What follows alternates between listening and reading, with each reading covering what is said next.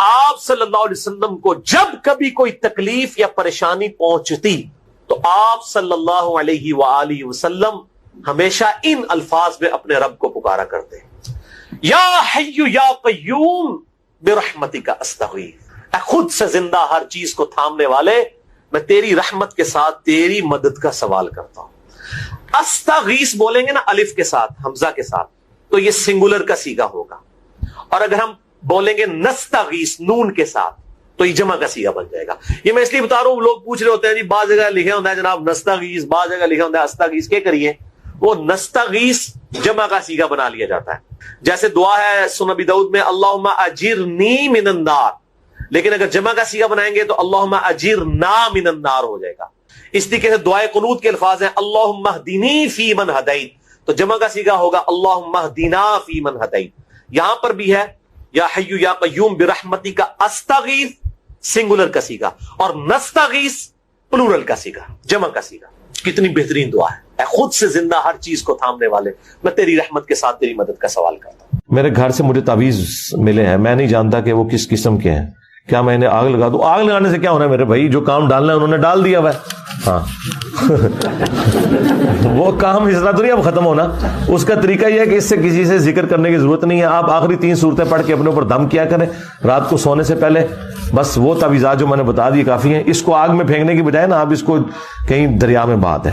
نبی صلی اللہ علیہ وآلہ وسلم کی ایک کزن تھی سیدنا علی کی بڑی بہن ام ہانی، وہ بوڑھی تھی، وہ آپ سمجھ لیں نبی علیہ السلام کے لیے ایک بڑی بہن کی جگہ تھی۔ تو نبی علیہ السلام ان کو ملنے کے لیے گئے تو انہوں نے کہا کہ میں بہت بوڑھی ہو چکی ہوں، مجھ سے کوئی زیادہ اذکار تو ہوتے ہی نہیں، مجھے آپ کوئی مختصر سا وظیفہ بتائیں، بس میں وہ کر لیا کروں اور مجھے ہر وظیفے سے وہ کفایت کر جائے۔ تو آپ نے یہی 4 کلمات سکھائے، اور اس میں جو فضیلت ہے نا، میرے علم کی حد تک ذخیرہ احادیث میں کسی بھی عمل کی اتنی فضیلت رپورٹ نہیں ہوئی۔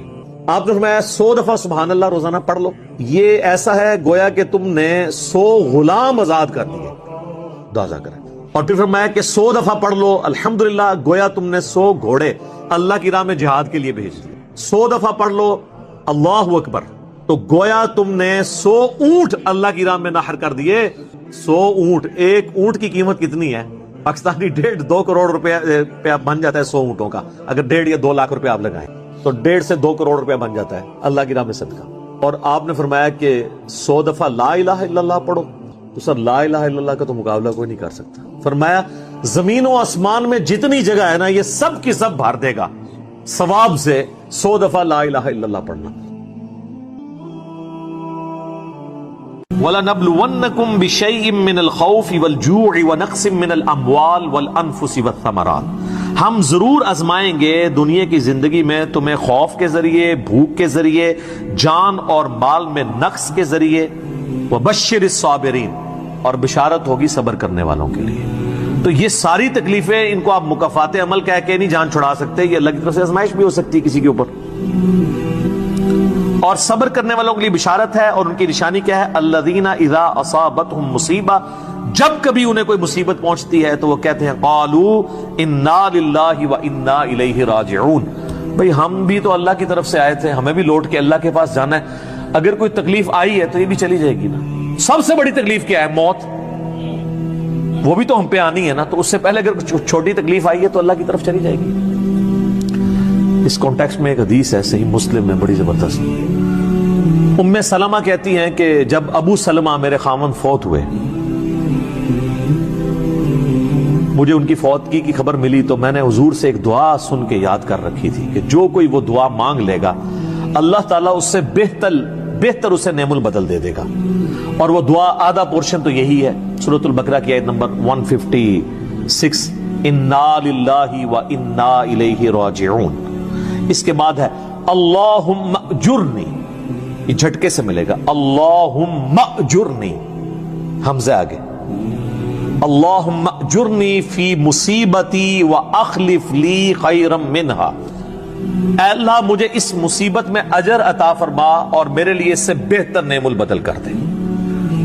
تو کہتی ہیں کہ نبی علیہ السلام نے فرمایا تھا جو یہ دعا مانگ لے گا نا تو اللہ تعالیٰ اس کی کمپنسیشن فرما دے گا، اسے بہتر نعم البدل دے گا۔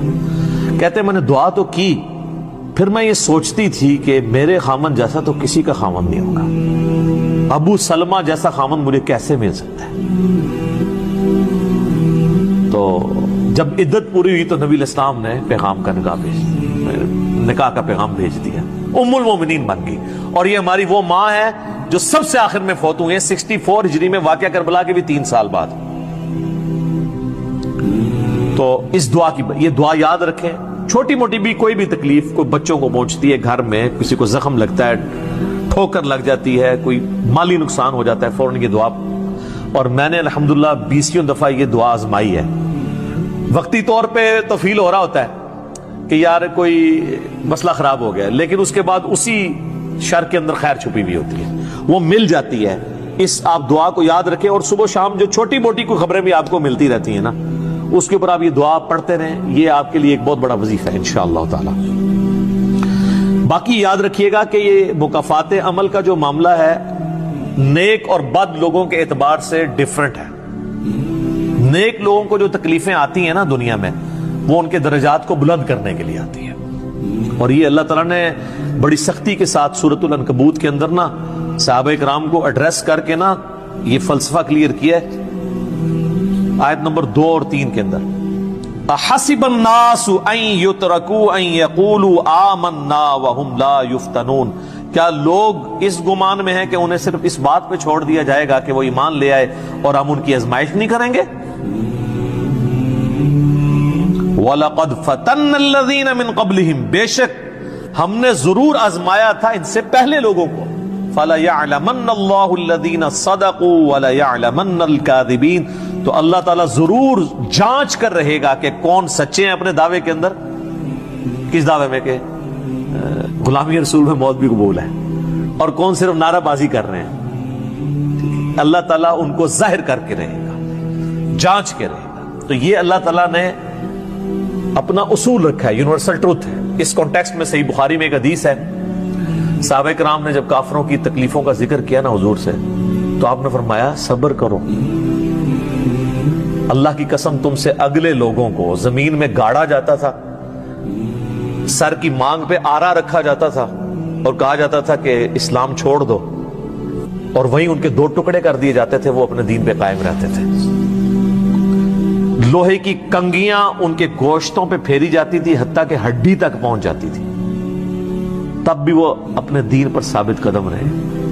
تو نبی الاسلام نے اپنے صحابہ کو اگلے لوگوں کی یہ تکلیف گنوائی. تو اب وہ جو اتنی تکلیفیں کاٹتے رہے ہیں، وہ کوئی مکافات عمل نہیں ان کے لیے ہوا، آزمائش تو ہوئی ہے نا جی. تو نیک اور برے لوگوں کے اعتبار سے ڈیفرنٹ ہے، یہ ذہن میں رکھیے گا. بخاری اور مسلم کی متفق علیہ حدیث ہے، نبی الاسلام فرمایا مسلمان کو کوئی بھی تکلیف پہنچتی ہے، دکھ درد بیماری کوئی اندیشہ کہتے ہیں ذہنی ٹینشن کو، صرف کہ یہ نہ ہو جائے، حتیٰ کہ اس کے پاؤں میں کانٹا بھی چبھ جائے، تو اللہ تعالیٰ اس کے بدلے میں اس کے گناہوں کو معاف کر دیتا ہے.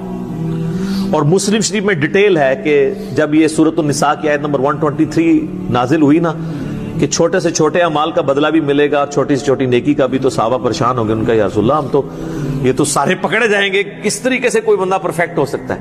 تو حضور نے فرمایا پریشان ہونے کی ضرورت نہیں ہے. مسلمان کو جو دنیا میں تکلیفیں اور بیماریاں آتی ہیں نا، وہ اس کی ان غلطیوں کا کفارہ بن جاتی ہیں. حتیٰ کہ جامعہ ترمذی میں ابو داؤد میں ایک حدیث ہے، نبی علیہ السلام نے فرمایا کہ دنیا میں سب سے زیادہ تکلیفیں انبیاء کو آتی ہیں. تو کیا انبیاء پہ مکافات عمل ہو رہا ہوتا ہے؟ نعوذ باللہ. اس کے بعد ان پہ آتی ہیں جو ان کے بعد اللہ تعالیٰ کو سب لوگوں سے بڑھ کے محبوب ہوتے ہیں. آپ نے صحابہ کا بھی نام نہیں لیا، فرمایا جو بھی، وہ اس زمانے میں بھی ہو سکتا ہے، آج کے زمانے میں بھی، کیونکہ بعض اصحاب تو ایسے ہیں جنہوں نے کفر کی زندگی میں بھی موج کی ہے اور اسلام کی زندگی میں موج کی ہے، وہ تکلیفوں سے گزرے ہی نہیں ہیں. اچھا، اور پھر فرمایا اس کے بعد وہ لوگ ہیں جو اس کے بعد اللہ کو سب سے بڑھ کر محبوب ہوتے ہیں. حتیٰ کہ انسان پہ تکلیفیں آتی رہتی ہیں اور اس کی موت کا وقت آ جاتا ہے اور اللہ تعالیٰ اسے پاک و صاف کر کے دنیا سے اٹھا لیتا ہے. یہ جو لوگ کہتے ہیں نا یار وہ موت کے وقت فلانے کے ساتھ، یار وہ احمد دیدہ صاحب 9 سال تک قومے میں رہے ہیں، اتنی اسلام کی انہوں نے خدمت کی، ہزاروں عیسائیوں کو مسلمان کیا، لاکھوں مسلمانوں کے ایمان کی حفاظت کا سبب اللہ نے ان کو بنایا، لیکن وہ 9 سال تک قومے کی حالت میں رہے، 1996 سے لے کے 2005 تک۔ تو کوئی کچھ کہتا تھا جی یہ وہ عیسائی بھی ان کو کہتے تھے دیکھو جی اس کو بدوا لگ گئی اور یہ وہ ہو گیا، گستاخ ہے، یہ ہے وہ ہے۔ تو یہ تو کوئی طریقہ نہیں ہے۔ اس طریقے سے جنید جمشید صاحب جب شہید ہوئے تو آپ دیکھ لیں ان کے مخالفین نے ان کے بارے میں کیا بات کی۔ اور سر صحابہ کرام کو تو رومن امپائر کی بیٹل فیلڈز کے اندر تیل کے کڑاؤں میں روسٹ کیا گیا، تو آپ کیا کہیں گے نعوذ باللہ ان کے ساتھ یہ کچھ ہو گیا؟ ابو عبیدہ ابن جرح، معاذ ابن جبل لاڈلے ترین صحابہ ہیں، طاعون کے مرض میں شہید ہوئے ہیں، اور طاعون میں اتنے بڑے بڑے پھوڑے جسم کے اوپر نکلتے ہیں۔ آپ تو سمجھتے ہیں کہ صحابہ کرام جو ہے وہ بڑے سکون سے بیٹھتے ہوں گے اور پھر کلمہ پڑھتے ہوں گے، ساتھ ہی ایسے روح پرواز کر جاتی ہوگی۔ حضرت حمزہ ابن عبد المطلب کا مسلح ہوا ہے، سید الشہداء ہیں۔ حضرت حسین علیہ السلام کے ساتھ جو کچھ کربلا میں ہوا ہے، تو نیک بندوں اور عام بندوں کے اعتبار سے اس کا حکم ڈیفرنٹ ہے۔ نیک بندوں کے درجات بلند ہوتے ہیں۔ حسین ابن علی سے اتنی بڑی قربانی نے اللہ نے لی کہ قیامت والے دن ان کو جنتی نوجوانوں کا جو سردار ہونا ہے اس کو جسٹیفائی کیا جائے کہ آؤ جی حسین جیسی ہے کسی قربانی، بنا دینا سردار، آ جاؤ لے کے آؤ۔ کوئی کھڑا ہو سکتا ہے؟ ابھی تک 1500 سال میں تو نہیں کوئی دعویٰ کرے گا کھڑا ہونے کا۔ تو اللہ تعالیٰ نیکیوں کو جسٹیفائی بھی کرواتا ہے، وہ مکافات عمل نہیں ہو رہا ہوتا۔ نیک لوگوں کے لیے ڈیفرنٹ ہے، ان کے درجات بلند ہوتے ہیں، اور باقی عام لوگوں کے لیے یہ ہے کہ ان کے لیے بھی آپ نہیں کہیں گے کہ ان پہ عذاب ہے، یا اللہ کی طرف پلٹنے کا ذریعہ ہے یا ان کے گناہوں کا کفارہ ہے۔ یہ آپ نے کسی پہ نہیں کہنا اس کے اوپر لعنت پڑ گئی، اس کے اوپر یہ ہو گیا، اس کے اوپر یہ ہو گیا۔ یہ آپ کو کسی نے رائٹ نہیں دیا، یہ بہت بڑا ظلم ہے۔ ایک طرح کے معاملات ہوئے ہوتے ہیں دونوں کے ساتھ۔ اب آپ دیکھ لیں سنیوں میں سے کوئی جیل میں جاتا ہے تو شیعہ کہتے ہیں دیکھا جی مکافات عمل ہے، شیعہ میں سے کوئی جاتا ہے سنی کہتے ہیں مکافات عمل ہے۔ تو یہ آپ جو مرضی، اور اپنوں کے لیے کہتے ہیں آزمائش ہے۔ تو یہ آج کی ڈیٹ میں آپ نے سب کے لیے آزمائش ہی کہنا ہے، ورنہ یہ مسئلہ بالکل خراب ہو جائے گا۔ اور آپ دیکھ لیں اللہ تعالیٰ کتنا غفور رحیم ہے، پورا مکی قرآن 2/3 قرآن ہے کافروں کے لیے دھمکیوں سے بھرا پڑا ہوا ہے، لیکن جب ان دھمکیوں کی ایگزیکیوشن کی باری آئی ہے سارے مسلمان ہو گئے۔ ہائے ہائے ہائے، آپ کوئی کہہ سکتا تھا کہ یا اللہ اتنی دھمکیاں تو نے دی، میں یہ کر دوں گا، تم پہ وہی عذاب آئے گا جو اگلے لوگوں پہ آیا تھا، تو اللہ اپنی کتاب کو سچا کر دینا اور عذاب لے آ۔ لیکن وہی بات، وَكَتَبَ رَبُّكُمْ عَلَى نَفْسِهِ الرَّحْمَةَ، اللہ نے اپنے اوپر لازم کیا ہے کہ ہر حال میں اس نے رحم ہی کرنا ہے۔ اور بخاری اور مسلم دونوں میں حدیث ہے کہ اللہ نے مخلوقات کی پیدائش سے پہلے عرش پہ اپنے پاس ایک عبارت لکھ لی تھی کہ میری رحمت میرے غضب پہ سبقت لے جائے گی۔ وہ ایسی سبقت لے گئی کہ 2/3 قرآن سائڈ میں رہ گیا، دھمکیوں سے بھرا ہوا۔ فتح مکہ پہ جنہوں نے معافی مانگی طلقاء بنے مسلمان، حتیٰ کہ ہند کی بھی حضور علیہ السلام نے توبہ قبول کر لی، ابو سفیان کی بھی توبہ قبول کر لی۔ یہ بات ہے، لا تثریب علیکم اليوم، آج تم پر کوئی گرفت نہیں ہے۔ جو حضرت یوسف نے آیت پڑھی، وہ جو الفاظ ہیں نا قرآن میں سورہ یوسف میں، وہی نبی علیہ السلام نے آیت پڑھ دی۔ تو یہ اللہ تعالیٰ کی رحمت ہے۔ ہم اللہ تعالیٰ سے اللہم انی اسألک من فضلک ورحمتک، آمین۔ اللہ ہی اللہ ہے جی، اللہ تعالیٰ سے خیر مانگنا چاہیے، اللہ تعالیٰ کی طرف رجوع لانا چاہیے۔ اس حوالے سے بخاری اور مسلم دونوں میں حدیث ہے، میں اب آپ کو تھوڑے وظیفے بھی بتا دوں نا۔ ظاہر آزمائشیں تو ہر بندے پہ آتی ہیں، اللہ کی طرف رجوع بھی لانا چاہیے۔ ان آزمائشوں سے نکلنے کا طریقہ کیا ہے؟ بخاری اور مسلم دونوں میں حدیث ہے، نبی صلی اللہ علیہ وآلہ وسلم کے بارے میں انس بن مالک کہتے ہیں کہ نبی علیہ السلام کی اکثر دعا یہی ہوا کرتی تھی، اللہم ربنا آتنا فی الدنیا حسنہ وفی الآخرۃ حسنۃ وقنا عذاب النار، آمین۔ یہ بخاری مسلم میں بھی ہے، سورۃ البقرہ کی آیت نمبر 201 ہے۔ اے اللہ ہمیں دنیا میں بھی بھلائیاں عطا فرما اور آخرت میں بھی بھلائیاں عطا فرما، اور آخرت کی سب سے بڑی بھلائی بھی ساتھ مانگ لی، وقنا عذاب النار، آگ کے عذاب سے ہمیں بچا لے، آمین۔ یہ اکثر آپ کی دعا ہوتی تھی۔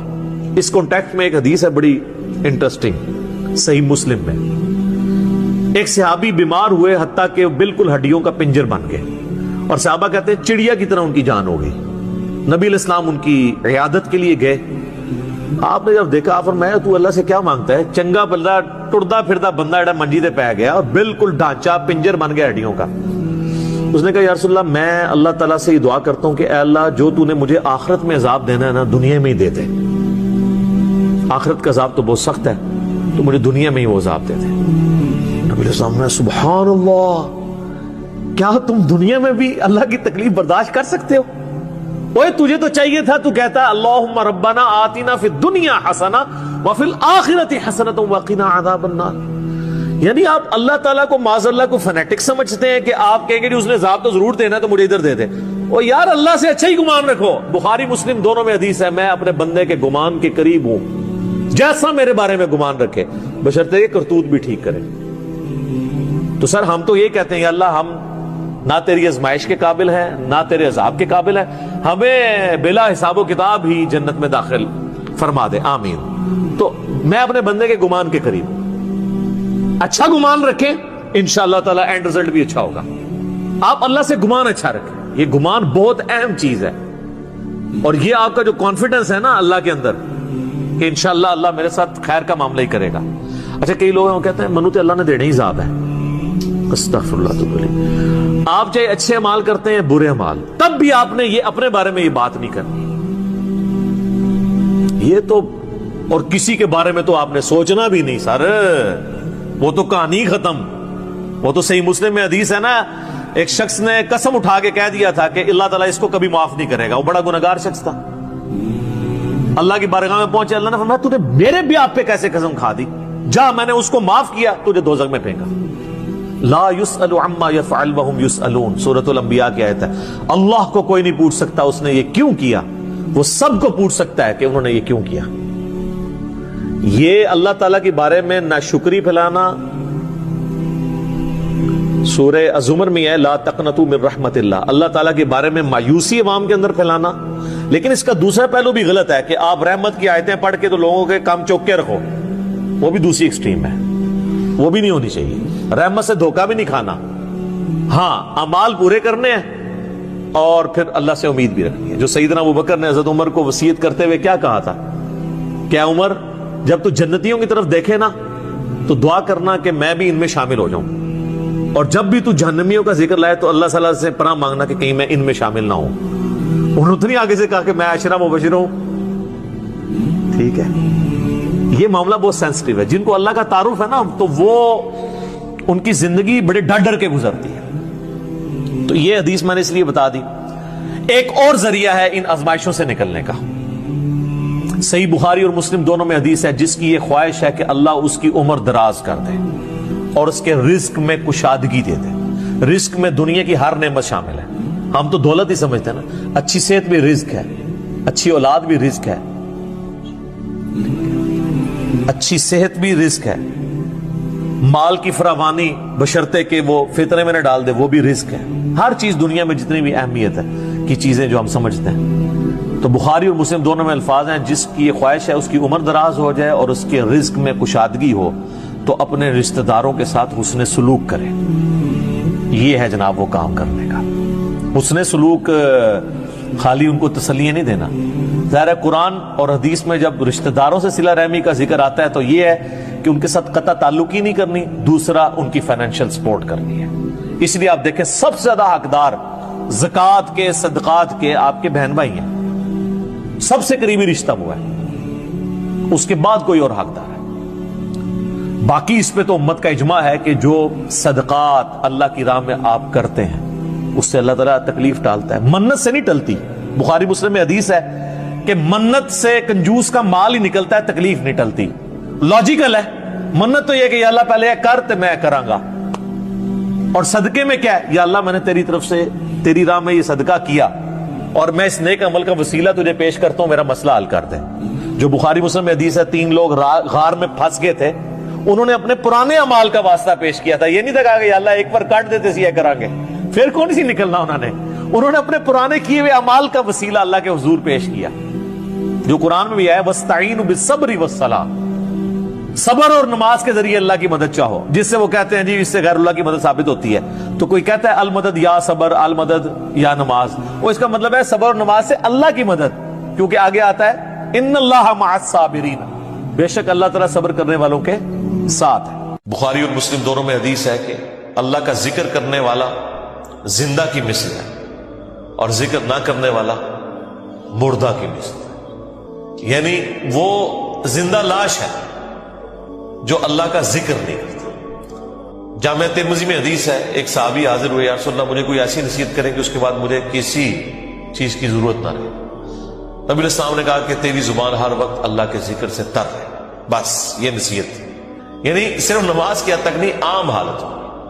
اچھا، ذکر کے لیے زبان ہلانا بھی ضروری نہیں ہے، دل میں بھی ذکر ہو سکتا ہے۔ اللہ کو یاد کرنا بھی ذکر ہے، غور و تفکر کرنا بھی ذکر ہے۔ اصل چیز ہے گاڈ اورینٹڈ ہو۔ بخاری مسلم میں حدیث ہے، جب تم نماز پڑھ کے اسی جگہ پہ بیٹھے رہتے ہو نا جہاں پہ نماز پڑھی تھی، اسی مصلی کے اوپر، جب تک وضو نہیں ٹوٹتا نا، کچھ ذکر نہ بھی کرو، تب بھی فرشتے دعائے رحمت تمہارے لیے کرتے رہتے ہیں۔ حتیٰ کہ بخاری مسلم میں آیا کہ جو شخص نماز کے انتظار میں ہے نا، اللہ تعالیٰ اسے بھی نماز کے اندر ہی شمار کر لیتا ہے۔ دیکھیں اللہ تعالیٰ کی رحمت ہے، یعنی یہ تو ایک نہ ختم ہونے والا سلسلہ ہے۔ بخاری مسلم دونوں میں حدیث ہے، میں اپنے بندے کے گمان کے قریب ہوں جیسا کہ میرے بارے میں گمان کرے۔ جب وہ مجھے دل میں یاد کرتا ہے میں اسے دل میں یاد کرتا ہوں، جب وہ مجھے کسی مجلس میں یاد کرتا ہے نا تو میں اس سے بہتر مجلس میں اسے یاد کرتا ہوں۔ جب وہ میری طرف ایک بالش بڑھتا ہے میں اس کی طرف ایک ہاتھ بڑھتا ہوں، جب وہ میری طرف چل کے آتا ہے میں اس کی طرف دوڑ کر آتا ہوں۔ تو یہ حدیث قدسی ہے بخاری مسلم دونوں میں، اور اسپیسیفکلی یہ قرآن حکیم کی درس و تدریس کے حوالے سے ذکر ہوا تھا کہ ایسی مجلس میں فرشتے حاضر ہوتے ہیں اور جب اللہ کے پاس جاتے ہیں، حالانکہ اللہ جانتا ہے پھر بھی پوچھتا ہے کہ میرے بندوں کے پاس گئے تھے کس حالت میں پایا، وہ بتاتے ہیں یہ حالت تھی۔ پھر اللہ تعالیٰ پوچھتا ہے مجھ سے کیا مانگ رہے تھے، فرشتے بتاتے ہیں کہ بندے جنت مانگ رہے تھے۔ اللہ تعالیٰ پوچھتا ہے کیا جنت دیکھی انہوں نے، کہتے ہیں نہیں، اگر دیکھ لیتے تو اس سے بھی زیادہ مانگتے۔ اور کیا کہتے تھے، جہنم سے آزادی مانگ رہے تھے، کیا جہنم دیکھی میرے بندوں نے، نہیں، اگر دیکھ لیتے اس سے بھی زیادہ شد و مت سے مانگتے۔ اللہ تعالیٰ فرماتا ہے تم گواہ ہو جو میں نے سب کو معاف کر دیا۔ اچھا، وہ فرشتے کہتے ہیں یا اللہ ایک بندہ ایسا تھا جو ویسے ہی وہاں پہ آ گیا تھا، اس کی نیت نہیں تھی لیکن وہ ان کی مجلس میں بیٹھا تھا۔ اللہ تعالیٰ فرماتا ہے کہ یہ لوگ ہی ایسے ہیں کہ جو ان کی مجلس میں بھی بیٹھ جائے گا ان کو بھی میں نے بخش دیا۔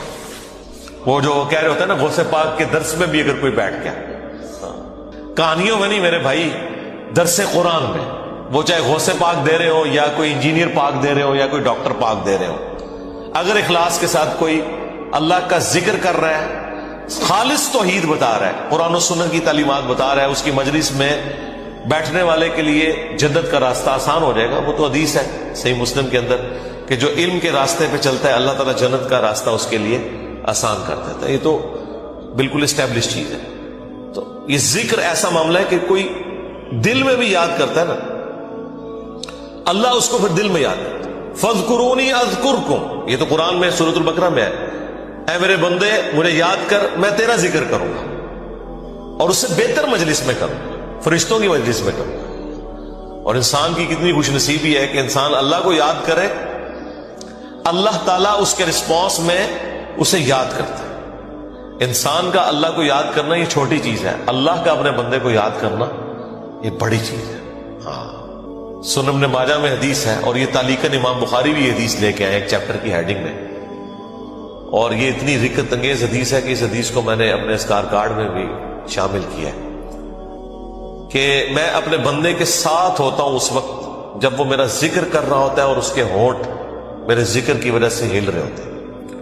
زبان سے ذکر کرنا یہ سب سے افضل ذکر ہے کیونکہ اس میں آپ کی زبان، اعضاء، دل، دماغ سب کچھ شامل ہو جاتا ہے۔ دل میں بھی ذکر کرنے کا ثواب ہے لیکن زبان سے کرنا افضل ہے۔ اسی لیے آپ دیکھیں جو آبلیگیٹری چیزیں ہیں وہ اللہ تعالیٰ نے زبان کے ساتھ جوڑ دی ہیں، یعنی نماز آپ دل میں نہیں پڑھ سکتے، زبان سے پڑھنی ہے، اور کم از کم اتنی آواز سے کہ وہ خود آپ محسوس کر رہے ہو۔ محسوس سے مراد یہ نہیں ہے کہ 10 نمازی دیر تک سن رہے ہیں، نہیں، محسوس سے مراد ہے کہ آپ کو فیل ہو رہا ہے کہ آپ کو اپنی زبان سے پڑھ رہے ہیں۔ اس طریقے سے جانور قربان کرنا ہے تو تکبیر اتنی آواز سے کہنی ہے کہ آپ کے کان خود سن رہے ہو، جو obligatory چیزیں وہ اللہ تعالیٰ نے زبان کے ساتھ جوڑی گئی. زبان کا ذکر بہرحال دل کے ذکر سے افضل ہے. باقی ریاکاری والا جو ایشو ہے وہ ہر شخص کا ایک پرسنل معاملہ ہے, کسی کے اوپر ہم فتویٰ نہیں لگاتے. لیکن جو اللہ تعالیٰ نے obligatory نمازیں رکھ دی ہیں وہ تو اتنی اعلانیہ رکھی ہوئی ہیں کہ خود بخود ریاکاری کا چانس ہے, تو وہ ریاکاری نہیں ہے. بعض اوقات شیطان کسی کو وسوسہ دلاتا ہے میں جماعت سے نماز پڑھوں گا یا مسجد میں زیادہ دیر بیٹھوں گا تو باقی لوگ کہیں گے کہ جی یہ لوگ بڑا نیک ہو گیا ہے تو اس سے میرے دل میں تکبر آ جائے گا. یہ شیطانی وسوسہ ہوتا ہے نا, اس طرح نہیں سوچنا کبھی بھی. آپ نے خالص رہنا ہے. صحیح مسلم میں حدیث ہے, صحابہ کرام نے کہا یا رسول اللہ بعض اوقات ہم نیکی کا کوئی کام کرتے ہیں حالانکہ پوری نیک نیتی سے کر رہے ہوتے ہیں, یہ نیت نہیں ہوتی کہ لوگ ہماری تعریف کریں, لیکن پھر بھی لوگ تعریف کر دیتے ہیں اور وہ ہمیں اچھی بھی لگتی ہے. ظاہر تعریف کسی بری لگتی ہے, تو کیا یہ ریاکاری ہے؟ آپ نے فرمایا نہیں, یہ ریاکاری نہیں ہے, بلکہ یہ دنیا میں اللہ تعالیٰ کا انعام ہے اپنے بندے کے لیے کہ کسی بندے کی تعریف کوئی کر دے. لیکن دوسری طرف نبی علیہ السلام نے اس بندے کے لیے یہ کہا ہے کہ کسی کے منہ پہ ایسی تعریف نہیں کرنی ہے کہ وہ تکبر کے اندر مبتلا ہو جائے. جس کی ہو رہی ہے اس نے خواہش کا اظہار نہیں کرنا کہ لوگ میری تعریف کریں. تو یہ باریک سے فرق ہوتے ہیں جس کی وجہ سے بعض اوقات شیطان, میں نے کئی لوگوں کو سنا ہے کہ جی ہم نے داڑھی رکھ لی تو پھر لوگ مسائل پوچھیں گے, لوگ ہمیں نیکوکار کہیں گے اس لیے جی ہم داڑھی نہیں رکھ رہے. پھر وہ قرآن و حدیث سے سب سے بڑی دلیل دینا شروع کر دیتے ہیں کہ ڈاکٹر اقبال کی بھی داڑھی نہیں تھی. قرآن و حدیث ان کے نزدیک یہ ہے کہ ڈاکٹر اقبال کی داڑھی نہیں تھی, اور پوری زندگی ڈاکٹر اقبال کو یاد کرتے کرتے مر جاتے ہیں. اللہ کے نبی علیہ السلام کو پس پش ڈال دیتے ہیں. کئی لوگ ہیں وہ کہتے ہیں کہ جی وہ ٹھیک, ہاں نبی علیہ السلام خواب میں زیارت کروا کے خود منو ایک بار بھی کہہ دینا میں داڑھی رکھ لینی, تو میں ان کو کہتا ہوں وہ 1400 سال پہلے کہہ کے گئے بھائی. اور اس سے بھی بڑھ کر اللہ قرآن میں کہہ گیا سورہ النساء کی آیت نمبر 119 کہ یہ شیطان کا راستہ ہے, کہ شیطان کہے گا, اس نے یہ وعدہ کیا تھا اپنے رب کے ساتھ وَلَآمُرَنَّهُمْ فَلَيُغَيِّرُنَّ خَلْقَ اللَّهِ, اے اللہ میں تیری مخلوق کو ابھاروں گا کہ وہ تیری بنائی ہوئی تخلیق کو بدل دیں گے. تو یہ تخلیق اللہ نے دی تھی مرد کے لیے. اتنی داڑھی رکھنا کہ جسے عرف عام میں داڑھی کہا جائے یہ مرد کے لیے obligatory. تو ہر بندے نے کوئی نہ کوئی اپنے لیے لیم ایکسکیوز رکھا ہوا ہوتا ہے. تو میں ان کو بھی کہتا ہوں بھائی 1400 سال پہلے حکم ہو چکا ہے بھائی, اب کس حکم کا آپ انتظار کر رہے ہیں. تو بعض اوقات شیطان یہ بھی وسوسہ دلاتا ہے کہ جی اگر میں جماعت سے نماز پڑھوں گا تو لوگ کہیں گے یہ بڑا نیکوکار ہے لہذا میں گھر میں ہی پڑھ لیتا ہوں. نہیں بھائی, جو فرض چیزیں وہ آپ نے حکم پہ عمل کرنا ہے, اپنی عقل کو اس میں دخل نہیں دینا. اب داڑھی بھی سامنے نظر آ رہی ہے, داڑھی تو ظاہر چہرے پہ رکھی جائے گی نا, پیٹ میں تو صرف بزرگوں کی داڑیاں ہوتی ہیں, ہاں بابوں کی, اور جو کتابوں کے ماننے والے ہیں ان کی داڑھی تو باہر ہوتی ہے, وہ تو سامنے رکھنی ہوگی. اسی طریقے سے نماز بھی لوگوں کے سامنے ہی پڑھنی پڑے گی جماعت سے. یہ تو ہو ہی نہیں سکتا کہ آپ کہیں کہ میں نے جماعت سے نماز نہیں پڑھنی ہے, گنہگار ہوں گے. یہ مرد کے لیے میں کہہ رہا ہوں, عورت تو ظاہر ہے اس کے لیے تو حکم ڈفرنٹ ہے. تو یہ چیزیں اللہ تعالیٰ نے اپنی یاد کے لیے, دیکھیں کتنے الارمز فٹ کیے ہوئے ہیں, ہمیں کتنے سگنل پورے دن میں ملتے ہیں. انسان اللہ تعالیٰ سے اپنے آپ کو بے نیاز کر ہی نہیں سکتا. میں ایک ہسٹری چینل کے اوپر یا نیشنل جغرافک پہ ایک ڈاکومنٹری دیکھ رہا تھا. ایک کوئی نان مسلم تھا تو وہ مختلف مسلمان اسکالرز کے پاس تھا امریکہ میں, انٹرویو کرنے جا رہا تھا کہ ہمیں آپ ریلیجن کے بارے میں بتائیں کہ اسلام کیا ہے. تو وہ امریکہ میں ایک شیعہ عالم تھے, ینگ تھے. اس سے جب اس نے سوال کیا نا کہ اسلام کیا ہے تو اس نے کہا اسلام خدا کے گرد سینٹرڈ ہے, بس کہ ہر وقت خدا آپ کے سامنے ہونا چاہیے. یہ اسلام کی بیسک ڈیفینیشن ہے. واقعی اسلام یہی بات ہے. اسلام کیا ہے؟ ٹو سبمٹ یور ول, اللہ کے سامنے سر تسلیم خم کرنا. اچھا اب یہ بات مجھے بھی پتا, لیکن جب میں نے اس بندے کے منہ سے یہ بات سنی نا پھر میں نے غور کرنا شروع کیا. اس نے کہا کہ ہر وقت اللہ آپ کے سامنے ہونا چاہیے. تو پھر میں نے سوچا واقعی یار اسلام تو ہے ہی سینٹرڈ اراؤنڈ گاڈ ہے. صبح سے لے کر شام تک ہر چیز خدا کے گرد گھومتی ہے. صبح اٹھ کے آپ پہلا جملہ کیا بولتے ہیں؟ الحمدللہ الذی احیانا بعدما اماتنا والیہ النشور. تمام تعریفیں اس اللہ کے لیے جس نے مرنے کے بعد مجھے دوبارہ سے زندہ کر لیا اور میں نے لوٹ کے اسی کی طرف جانا ہے. آخرت کا ذکر بھی ساتھ ہی ہے. یہ تلوار جو ہے نا یہ ہر وقت لٹکی رہے گی. آپ دیکھیں دنیا میں جتنی دعائیں ہو رہی ہوتی ہیں نا, آخرت کا موت کا ذکر ساتھ پیرلل میں آ رہا ہوتا ہے کہ تیاری سٹارٹ ہی صبح کیا ہو رہا ہے؟ اے اللہ موت کے بعد زندگی دی ہے اور پھر میں نے مر کے تیرے پاس ہی آنا ہے، جو آخری موت ہے جس کے بعد میں نے اٹھنا بھی کوئی نہیں، پھر قیامت میں ہی اٹھنا ہے. یہ سٹارٹ ہو رہا ہے. نماز پڑھیں گے، وہ تو ذکر کی اعلیٰ ترین چیز، واقعی میں صلاۃ لذکری، میری یاد کے لیے نماز کو قائم رکھنا. اور نماز